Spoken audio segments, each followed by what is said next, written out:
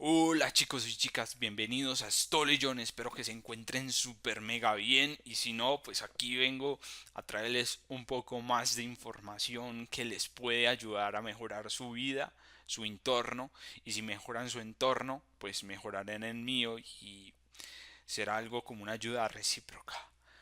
Bajo este contexto, les quiero agradecer por consumir este tipo de contenido, por estar acá y por tenerme paciencia. Yo la verdad es que traté de condensar esta segunda parte de 7 capítulos del libro, pero la verdad fue algún, un reto, fue todo un reto.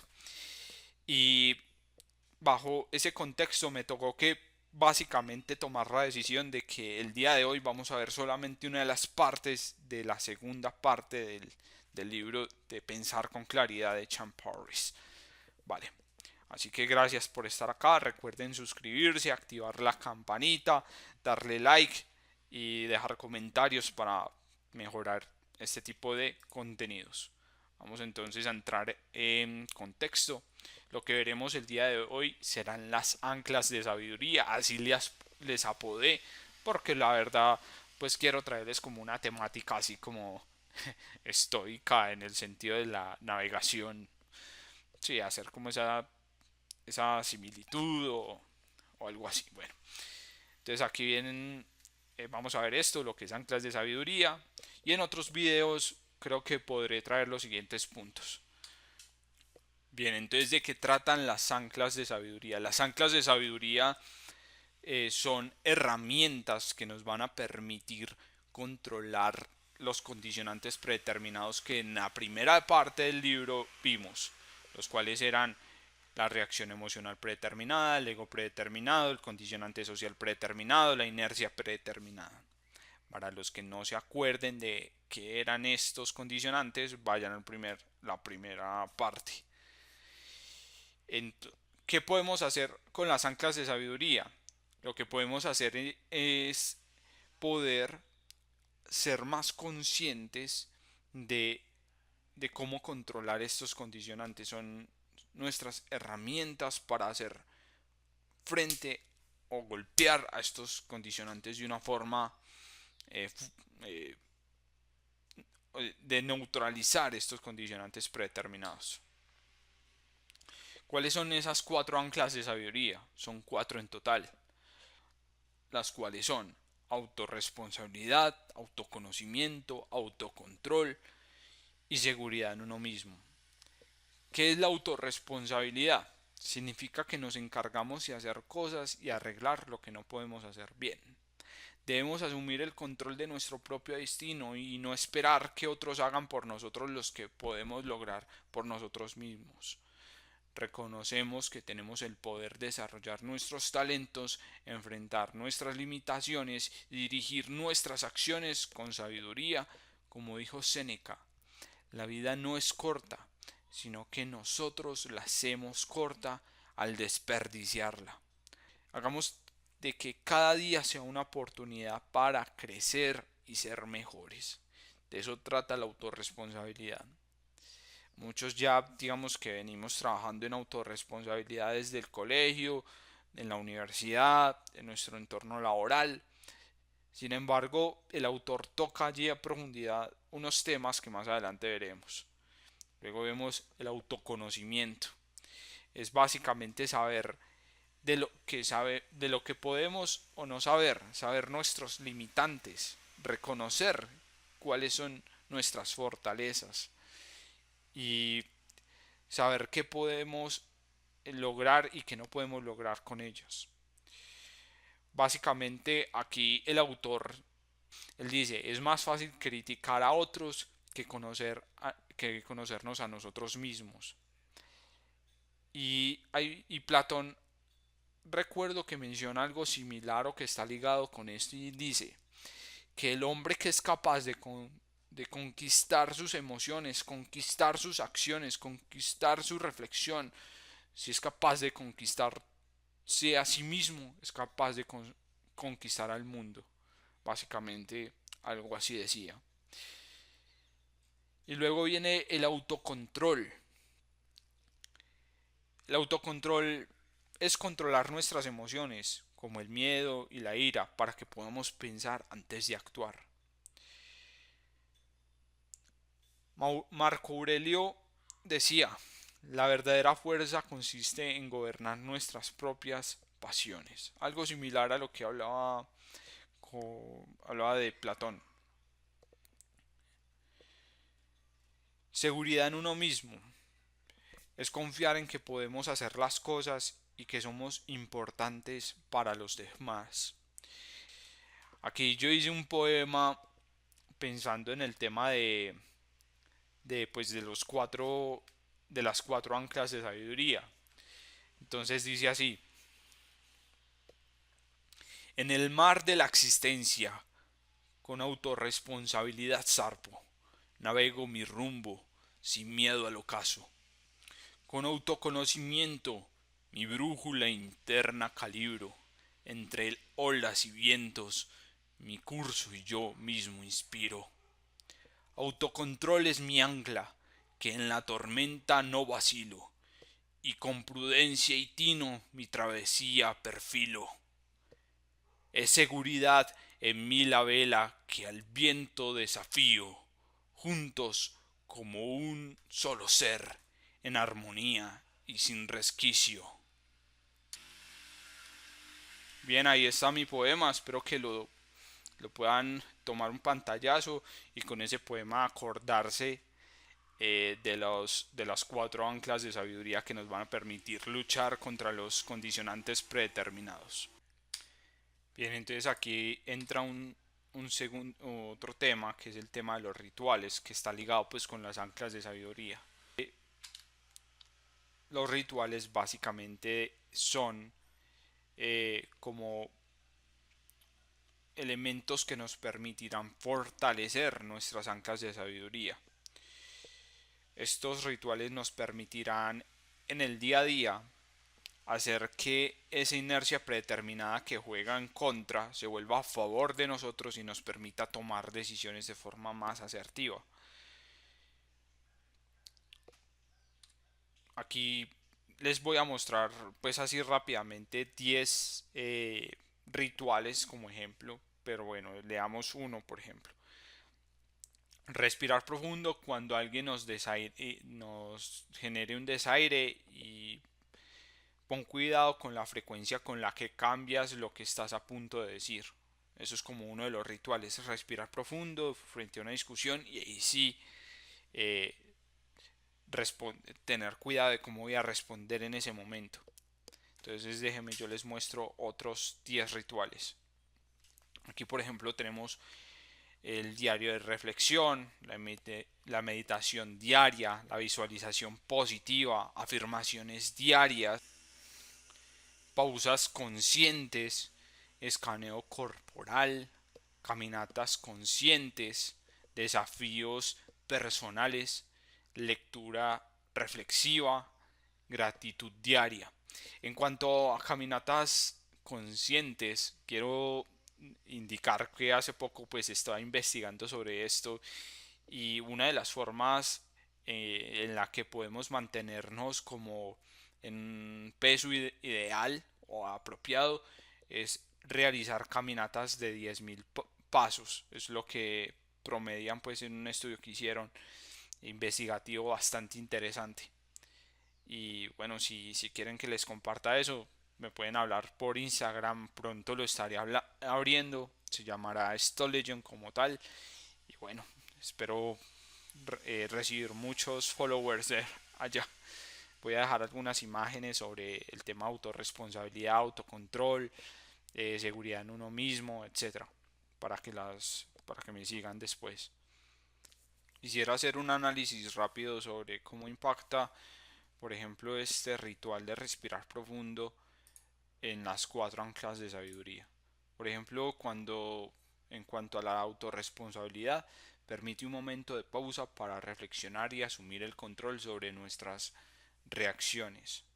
En cuanto a autoconocimiento, nos ayuda a identificar y comprender nuestras emociones en el momento presente. En cuanto al autocontrol, reduce la intensidad de las emociones negativas, ayudándonos a mantener la calma y el control.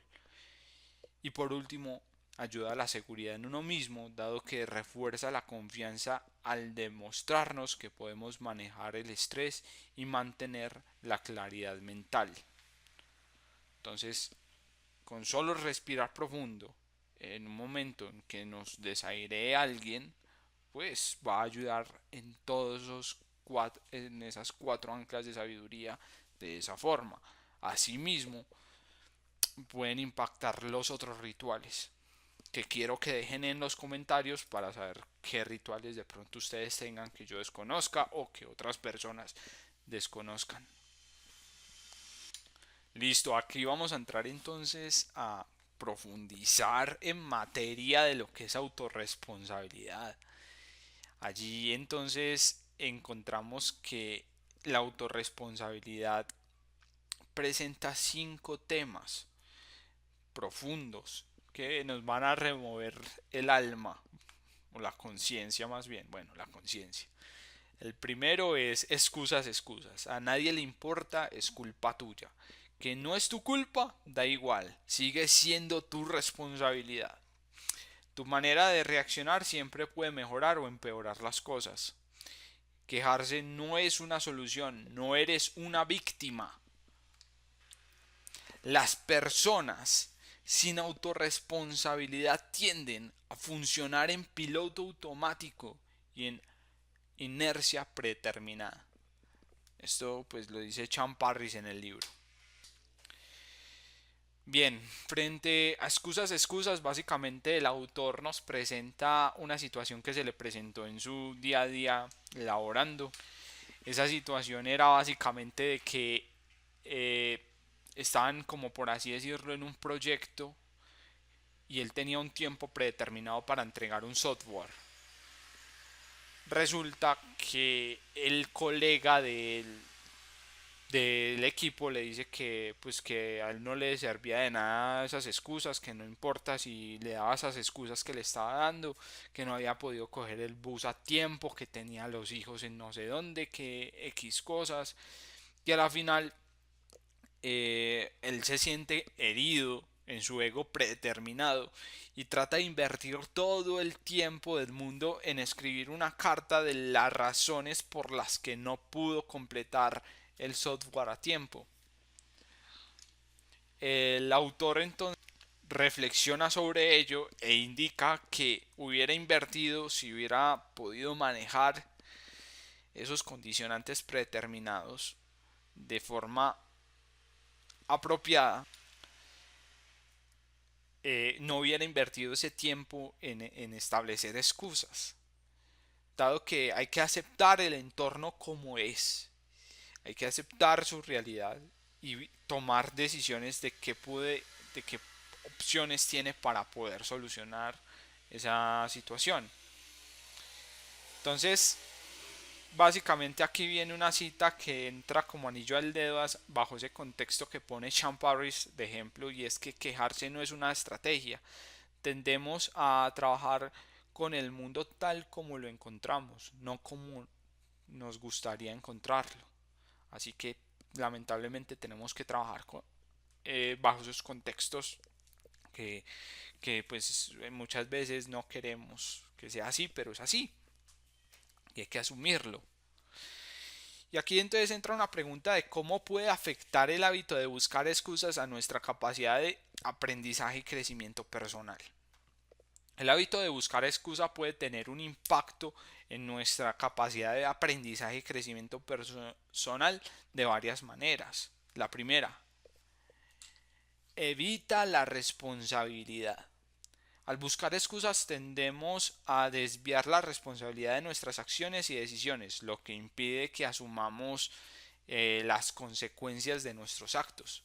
Esto limita nuestras capacidades de aprender en nuestros errores y crecer a partir de ellos. Fomenta la pasividad.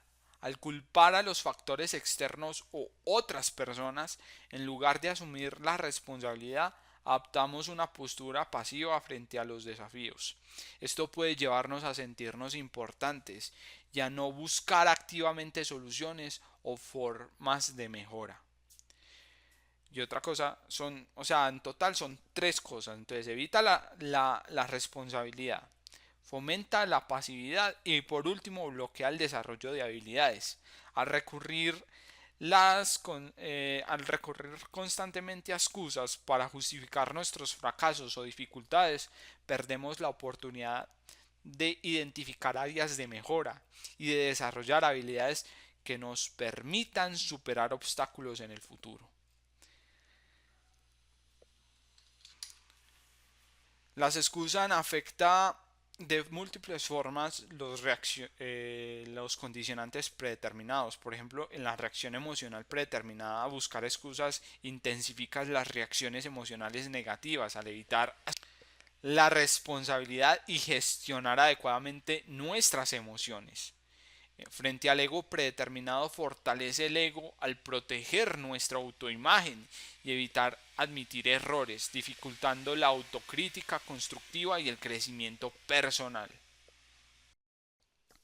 Esta se- este capítulo, ser agradable o ser amable, básicamente en esta sección el autor habla de dos tipos de personas, las cuales son las agradables y las personas amables. Esto es algo que considero relevante tener presente y es la diferencia entre estos dos tipos de personas. Las personas agradables siempre te darán un feedback no crítico o evitarán dar el feedback inclusive. Las personas amables te darán un feedback genuino, así no sea bueno de escuchar. Entonces, por ejemplo, yo tengo el caso de un amigo que me dijo, parce, ¿usted es que no va a subir el video? ¿Qué? O sea, la segunda parte del video, ¿qué pasó? Ese es un feedback genuino. Y estas son las personas amables.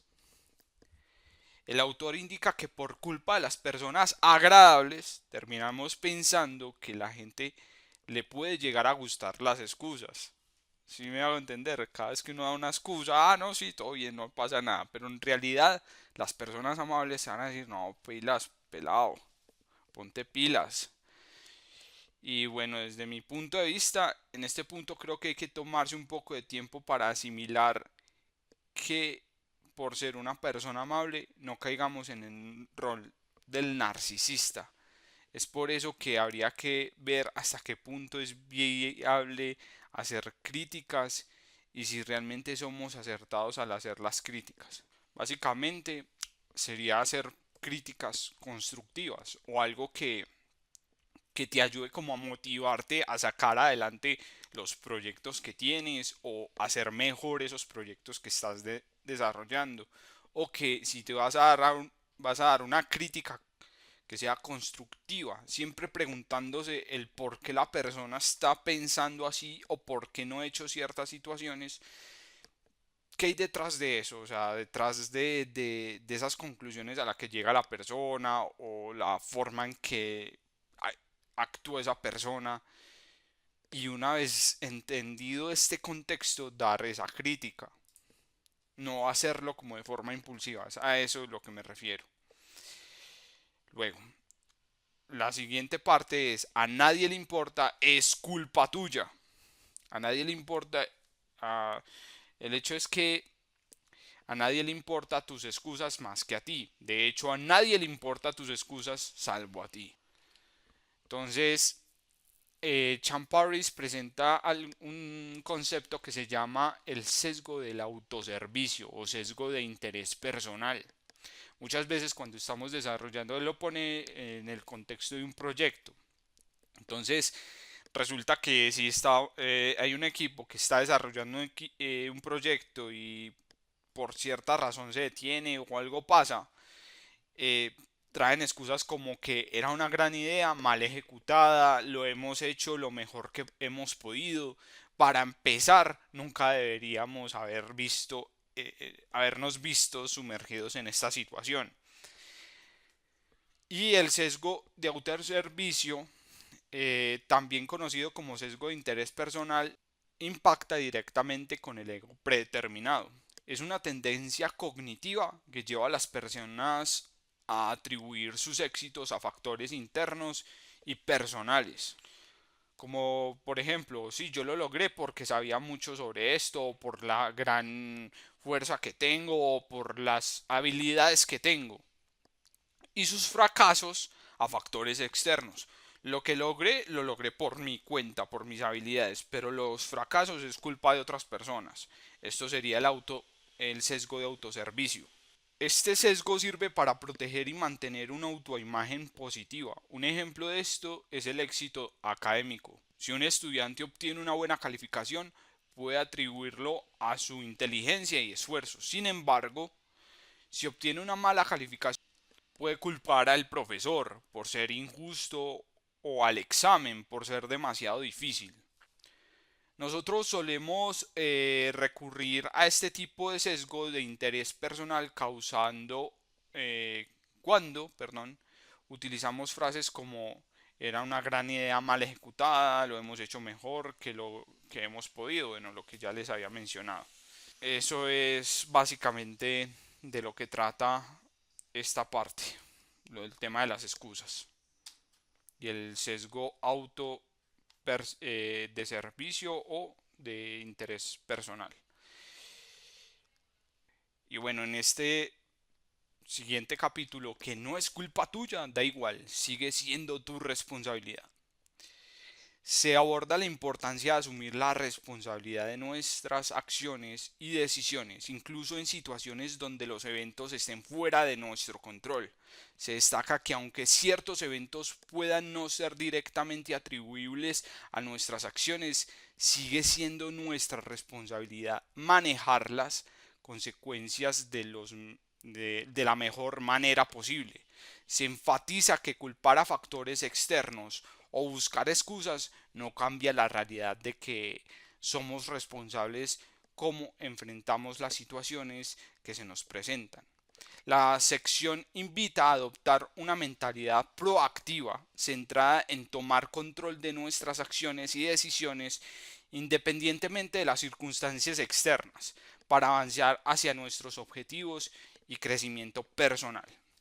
Por ejemplo, pongo un caso en el que estoy en este momento y es que vivo, digamos que en una zona residencial donde una de las calles se volvió de alto flujo vehicular. Esto genera un ruido aparatoso, incómodo, para pues grabar o trabajar o dormir, etcétera. ¿Cuál fue antes de yo ponerme a pelear con la constructora porque no previó este tipo de situaciones?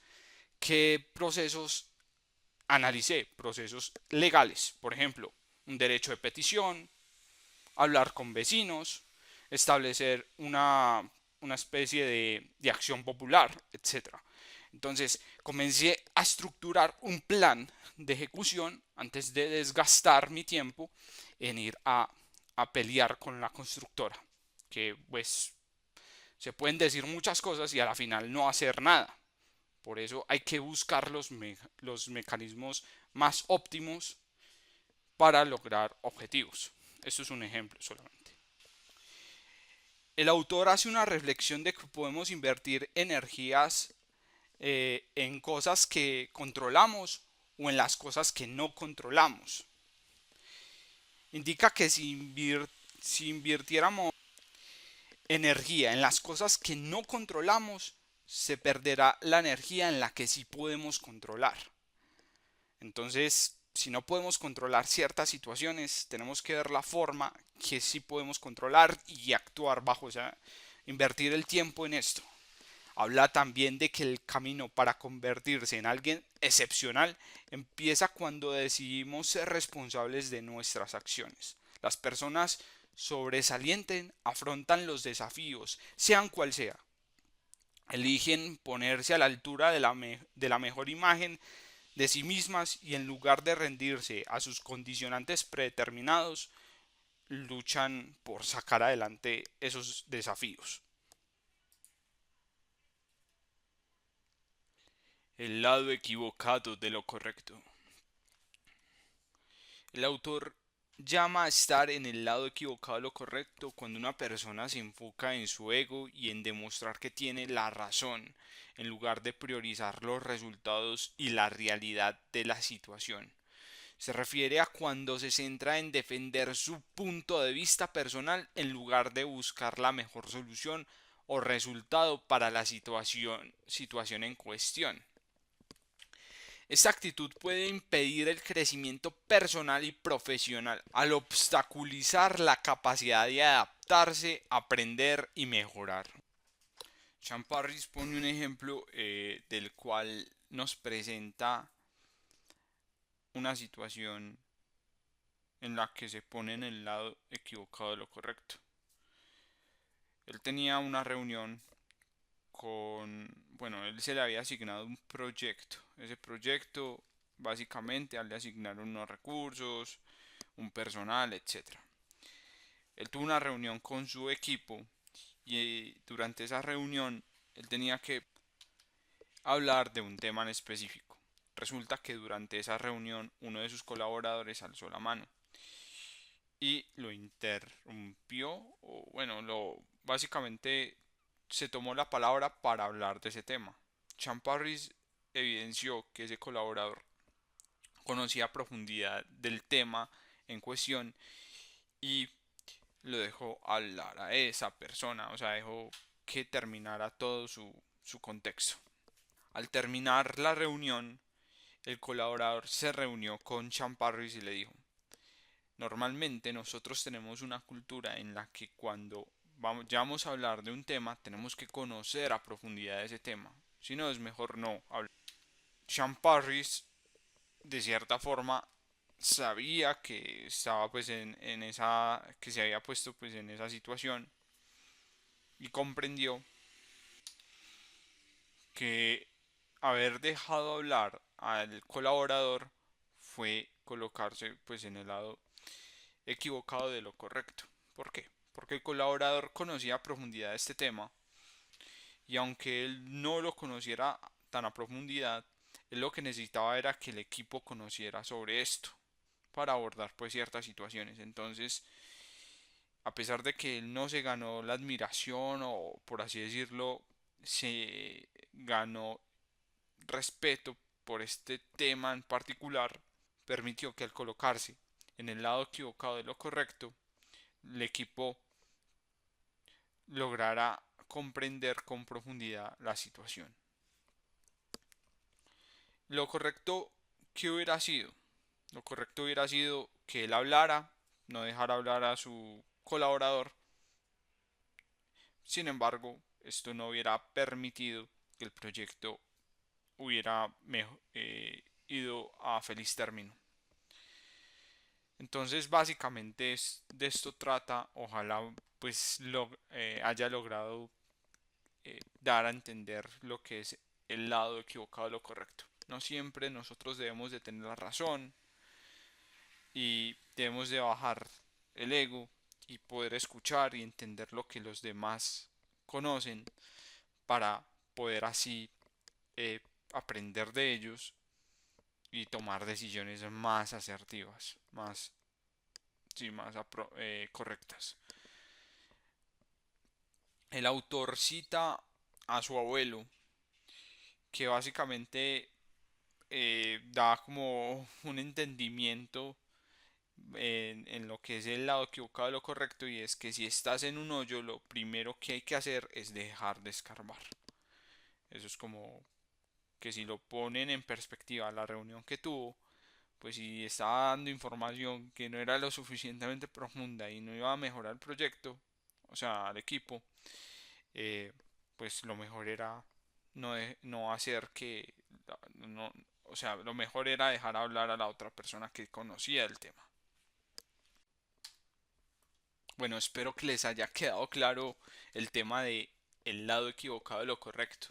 La verdad, creo que me enredé un poco explicando el tema con el ejemplo, pero espero que haya quedado un poco claro este tema. Ahora paso a: quejarse no es una solución, no eres una víctima. Cuando no somos capaces de cambiar el feedback que recibimos del mundo y que afecta a nuestro ego, terminamos quejándonos de él, Cuando una persona reacciona constantemente culpando al mundo y a los demás por sus circunstancias, se les conoce como víctimas.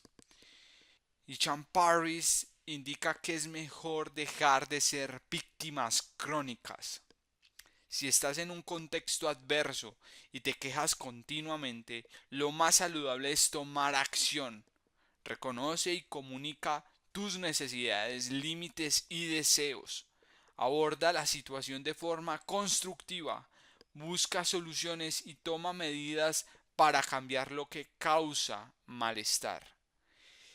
En lugar de quedarte en un estado indefenso y seguir culpando factores externos, asume la responsabilidad y actúa para mejorar tu situación.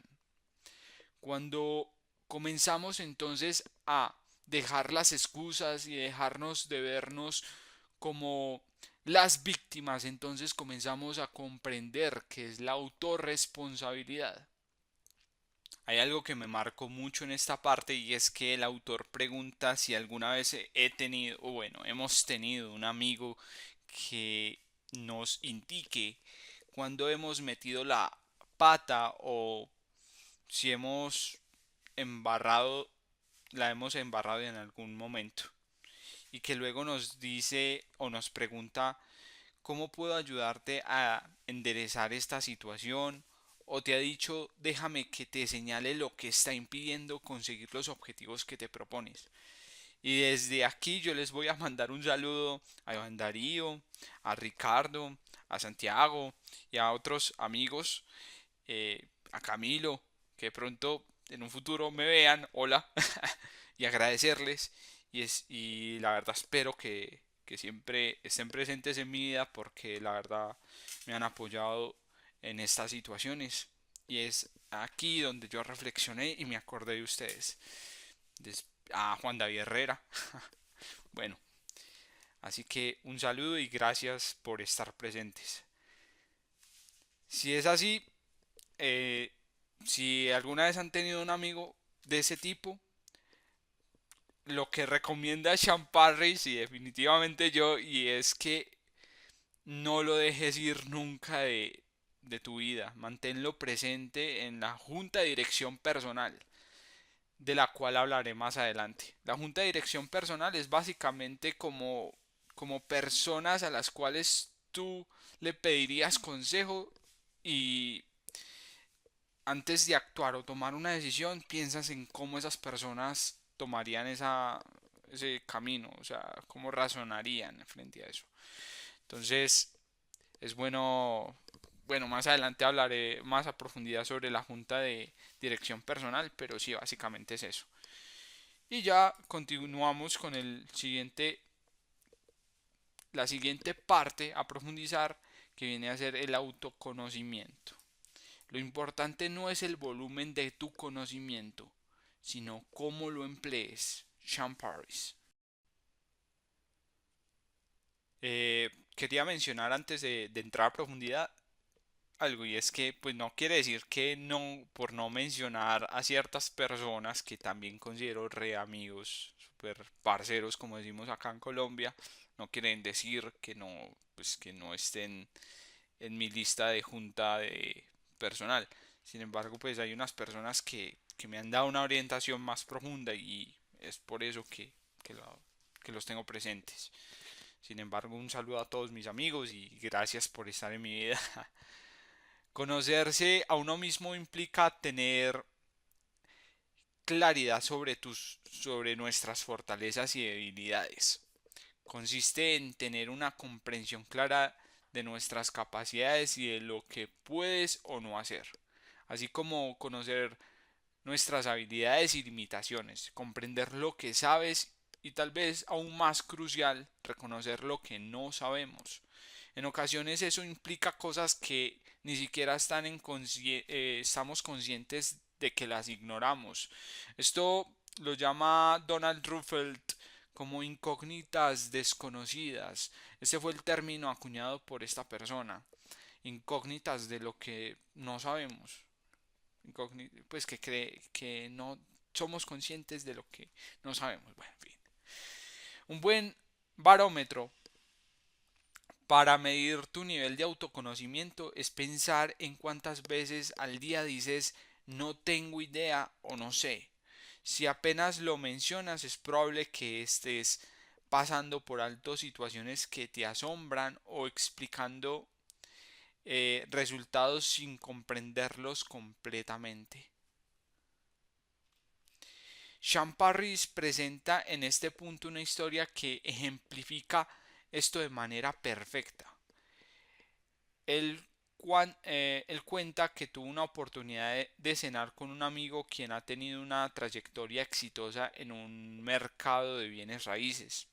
En la mesa, un tercer inversor le acercó una oportunidad de inversión que parecía demasiado buena para ser vendida. Mi amigo, después de escuchar buena pa, eh, con atención, simplemente dijo, no tengo ningún interés en invertir. Todos los que estaban allí sentados se quedaron sorprendidos. ¿Cuál es la razón para desechar algo que parecía ser tan prometedor? Su respuesta fue reveladora. No tengo ningún conocimiento acerca de ese tema en lo absoluto. Opto por enfocarme únicamente en aquello que ya conozco. Y esa es la clave, identificar tus fortalezas y desarrollarte en ese ámbito. También se hace referencia a esto por parte de Charlie Munger, un inversor muy reconocido y respetado. Afirma que si te enfrentas en sectores donde otros tienen ventaja y tú no, estás condenado a fracasar. Es importante que identifiques tus fortalezas y te mantengas en ese lugar. Es esencial no solo conocer tus fortalezas, sino también tener conciencia de cuando estás actuando fuera de tu campo de experiencia o de experticia.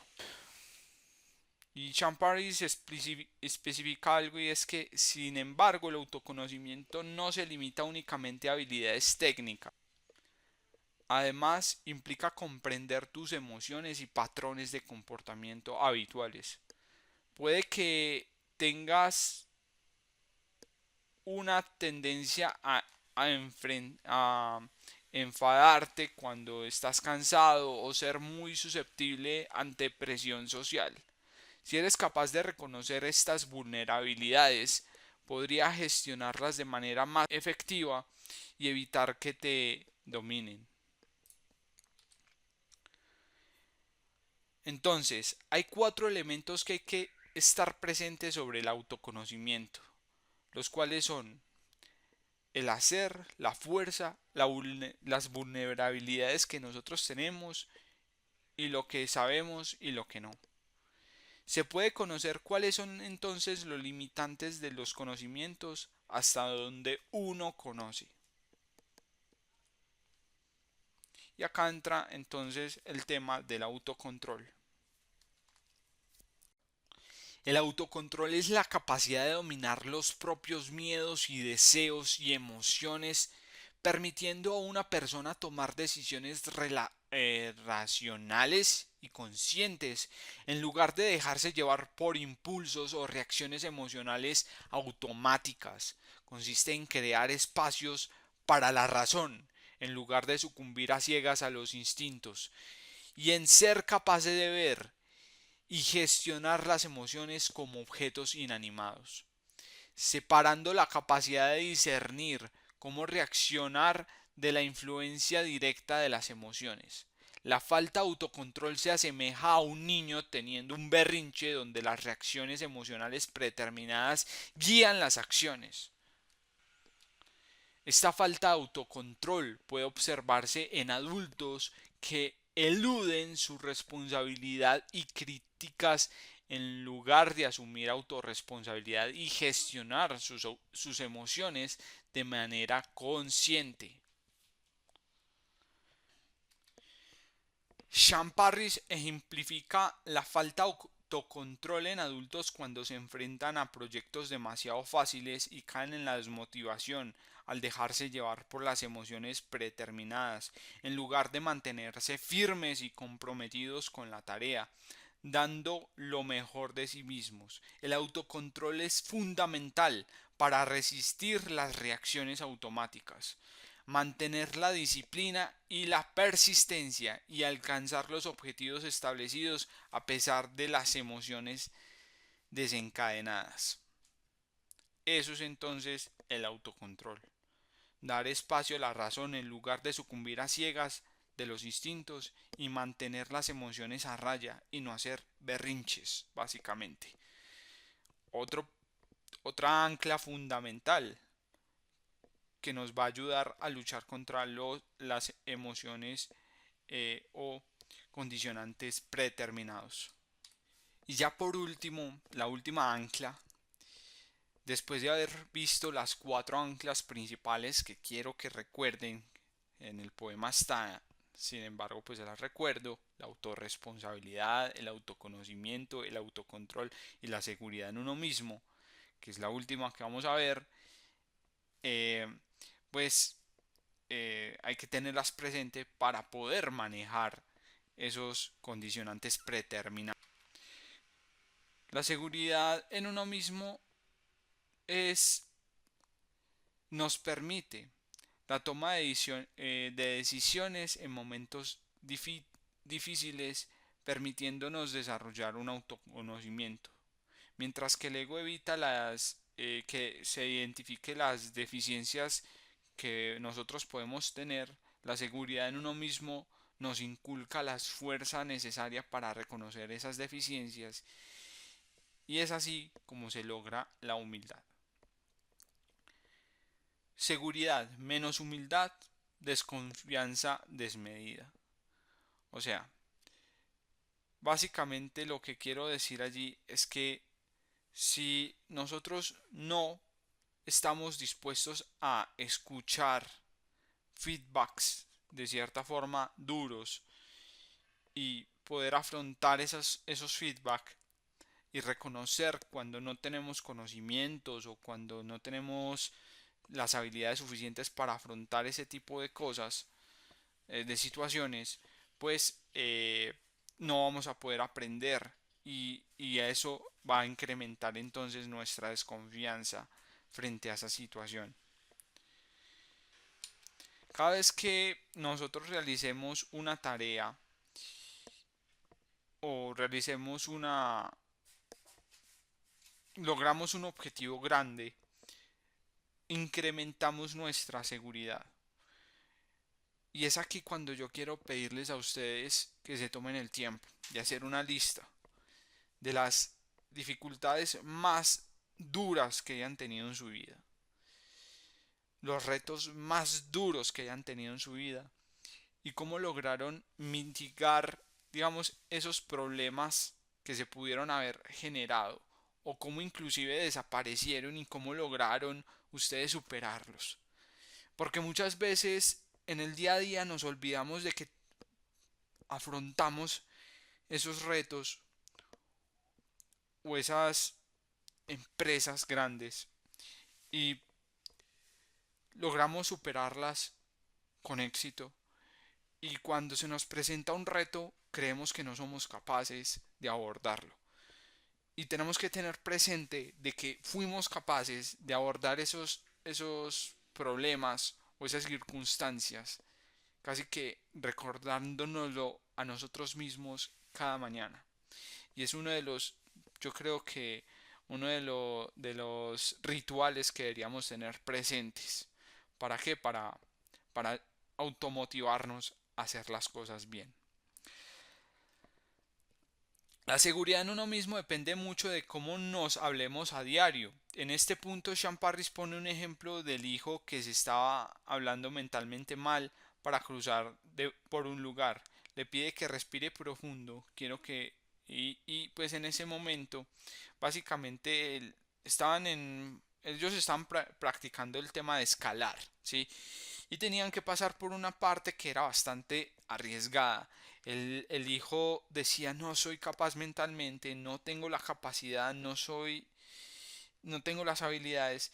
Y Champar le dijo al hijo: no, espera, respira profundo, recuerda todos esos momentos o dificultades que has logrado afrontar con éxito. E imagina que esto es una de esas dificultades. Imagina cuando ya hayas pasado por esta dificultad, imagínate con éxito, como si ya lo hubieras logrado. Esto le dio confianza al niño y logró pasar por esa parte que era compleja para él. Las personas que son seguras de sí mismas no temen a manejar, a tomar esa realidad a la que se enfrentan, por la que saben controlar sus condicionantes predeterminados y afrontar esas realidades. O sea, las personas seguras de sí mismos no les importa lo que los demás piensan y no temen a destacar y no les temen a arriesgarse y quedar como idiotas mientras promuevan algo nuevo. De esa forma incrementamos nuestra seguridad en nosotros mismos y nos van a ayudar a mejorar la toma de decisiones o el pensar con mayor claridad sobre ciertas circunstancias. La seguridad en nosotros mismos nos permite tener fuerza para aceptar verdades incómodas. Todos tenemos que lidiar con un mundo como el mundo como es y no como nos gustaría que fuera. Y bueno, básicamente hasta aquí esta segunda parte. La verdad fue algo compleja para mí por diferentes situaciones. Pido disculpas por ello. Casi que no puedo subir este video y espero ya el siguiente video poderlo subir. eh, pues no les puedo prometer que lo suba pronto, pero lo subiré. Dadas ciertas situaciones que se me están presentando personalmente y bueno, trataré de sacarlo en algún momento. Y bueno, estoicos y estoicas, hasta una próxima, espero que hayan aprendido mucho. Bye bye.